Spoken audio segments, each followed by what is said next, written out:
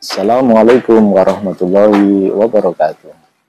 Para pemirsa yang budiman, di kesempatan siang hari ini, alhamdulillah kami telah membersamai salah satu ustadz kami, yaitu Ustadz Abu Dzikri. Dalam kesempatan yang baik ini, kita gunakan untuk berbincang-bincang dengan beliau untuk membahas salah satu tema yang tidak lain merupakan bagian dari rukun Islam, yakni kita akan membahas tentang zakat, ya Ustaz ya. Insyaallah. Karena ini juga menjadi hal yang penting yang akan memberikan hal yang mendasar dalam Islam itu sendiri, yang menguatkan dalam kehidupan Islam kita, dan akan menyelamatkan harta kita tentunya. Nah, maka di kesempatan yang baik ini kami ingin dijelaskan secara rinci terkait dengan bagaimana sebenarnya kewajiban untuk membayar zakat itu sendiri. Ya, Tafadhol Ustaz. Ya. Bismillahirrahmanirrahim. Assalamualaikum warahmatullahi wabarakatuh. Waalaikumsalam warahmatullahi wabarakatuh. Alhamdulillahirabbil alamin. Wassalatu wassalamu ala asrofil anbiya wal mursalin wa ala alihi wa sahbihi ajmain, amma ba'du. Berkaitan dengan masalah zakat ini sebenarnya bukan masalah yang asing gitu. Sebab kita umat Islam bahkan sudah sejak kecil itu diajarkan tentang rukun Islam. Rukun Islam ada 5, 1 syahadat, 2 sholat, 3 puasa, 4 zakat, 5 haji bagi yang mampu. Dan itu sudah dihafal oleh anak-anak kita sejak kecil, bahkan sampai dewasa hafal. Nah, hanya saja kemudian hanya sebatas hafalan. Jadi implementasinya atau pelaksanaannya di lapangan atau pada saat aplikasi, nah disinilah butuh edukasi dan penjelasan. Ya, betul. Dan pembahasan yang semacam ini belum banyak diketahui. Jadi seakan-akan akhirnya zakat itu hanya bagi mereka yang mampu. Padahal zakat itu secara hukum itu hukumnya adalah wajib. Tinggal nanti kita merinci zakat itu apa saja.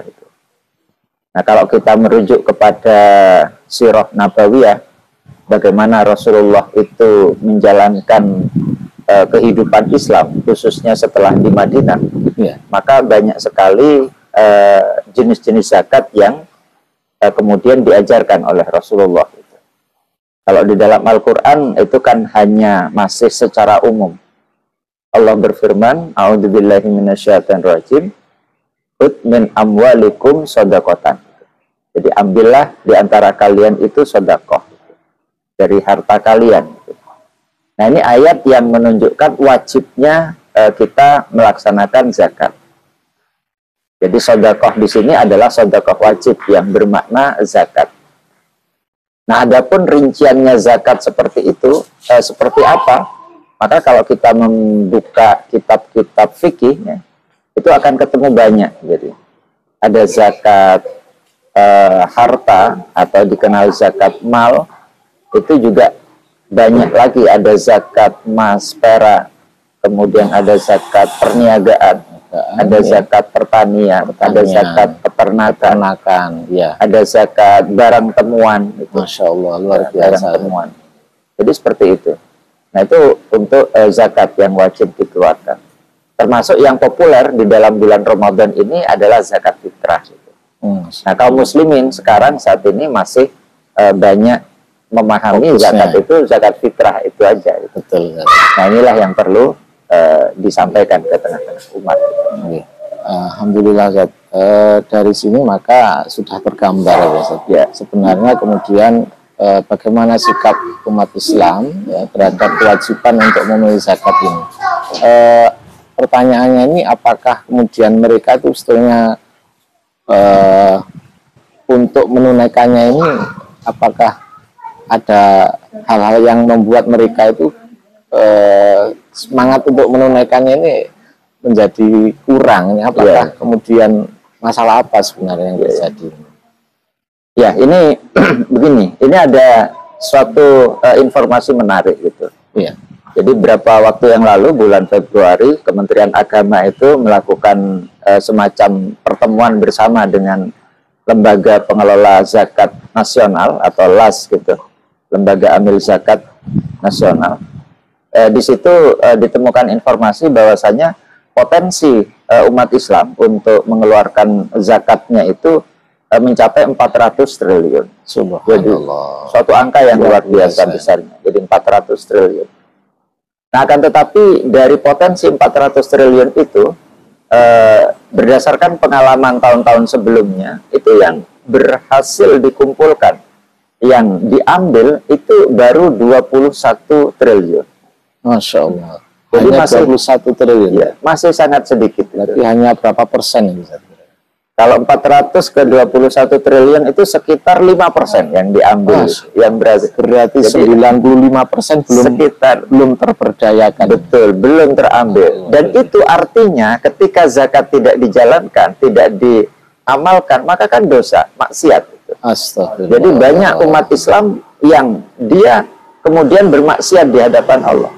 Nah, bermaksiatnya ini bisa jadi karena memang dia tidak paham terhadap aturan zakat, atau memang enggan gitu. Tapi kami berhusnudzon, banyak umat yang belum paham. Karena itulah pentingnya sosialisasi tentang masalah zakat ini. Ya, Ustaz, ini sebenarnya kita ingin berpanjang lebar, namun karena waktu yang membatasi kita, maka monggo saya bersalam pada antum untuk menyampaikan hal yang mendasar terkait dengan syarat, terkait dengan kewajiban bayar zakat itu sendiri. Ya, berkaitan dengan zakat ini ada dua hal yang harus diketahui. Sebelum kedua hal, zakat ini adalah ibadah harta. Jadi berkaitan dengan harta, maka ukurannya adalah harta, sehingga bukan orangnya, tapi hartanya. Nah, berkaitan dengan harta, maka ada dua hal yang harus diperhatikan. Yang pertama itu adalah nisab, yang kedua adalah haul. Nisab itu adalah batas minimal, nanti ada jumlah minimal harta yang bisa dikenai zakatnya, dan ada haul, itu batas minimal waktu harta itu sudah bisa dimiliki. Gitu. Nah, sehingga di sini perlu penjelasan yang lebih lanjut berkaitan dengan nisab gitu. Nah, nisab itu batas minimal yang harus kita ketahui. Terima kasih Ustaz atas bincang-bincang pada kesempatan siang hari ini, dan pemirsa, alhamdulillah hari ini kita di sesi pertama ya, edisi pertama untuk obrolan kita dengan Ustadz Abu Dzikri membahas tentang zakat. Mudah-mudahan bermanfaat dan bisa ditunggu pada sesi berikutnya. Terima kasih. Wassalamualaikum warahmatullahi wabarakatuh.